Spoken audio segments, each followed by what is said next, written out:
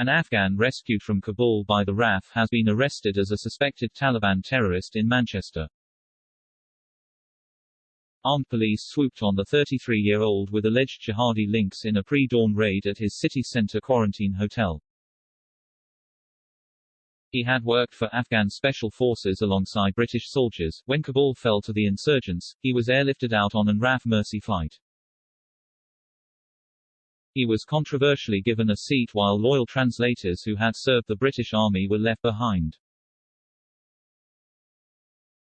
The man, whose identity is known to the Daily Mail, arrived in the UK on August 21 with his wife and children, and they were placed in the Park Inn Hotel in Manchester for COVID quarantine because Afghanistan is a red list country.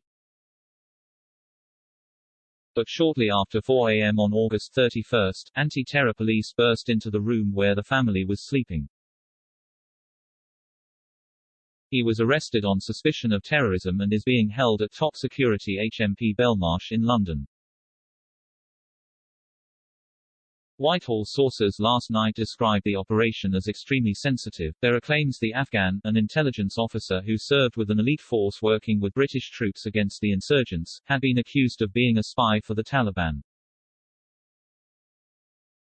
According to the claims, his alleged double-crossing was linked to devastating Taliban attacks on Western-backed Afghan Special Force soldiers, including a commander who is currently recovering from life-changing injuries at a hospital in the Midlands. Individuals who had served with the suspect said he had been questioned while in Afghanistan about missing explosives linked to the Taliban and large sums of currency which disappeared. Despite all this, in the chaos of the Kabul evacuation as the insurgents swept to power, he was cleared to board an RAF rescue flight to Dubai on August 20. The family changed planes there for a flight to Birmingham, arriving the next morning. They then began 10 days of quarantine at the Park Inn Hotel, which coincidentally overlooks the scene of the 2017 Manchester Arena terror attack. The Afghan's wife and the 2 children were with him when gun-toting officers in black uniforms shouting "Police, police, police" swept into their room. She said, "Everyone had been asleep and woke in shock. My 2 children were terrified. They told my husband to say goodbye to his family and said he was being deported back to Afghanistan."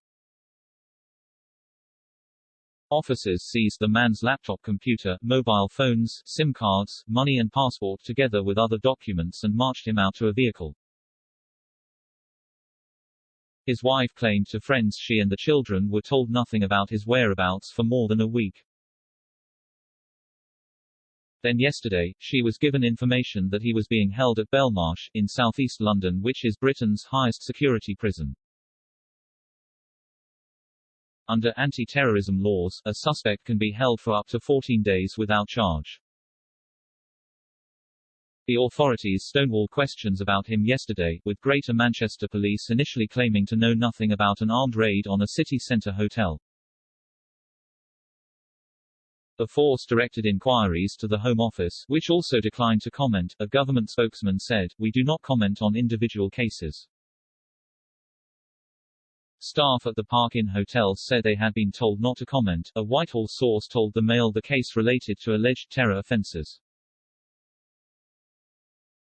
It is understood the arrest was conducted by Greater Manchester police officers at the behest of the Home Office. The arrest will raise disturbing questions about how a terror suspect was brought to the UK, and also raise fears others sympathetic to insurgents have slipped into the country via the RAF airlifts. The undue haste of last month's Kabul evacuation, after ministers spent years ignoring repeated warnings from the Mail and others, meant there was limited time for background security checks on those being flown out by the RAF. The Daily Mail's Betrayal of the Brave campaign, which has helped hundreds of interpreters who risked their lives serving the British military, has highlighted how their seats on rescue flights were instead taken by Afghan special forces who chose not to fight incoming Taliban.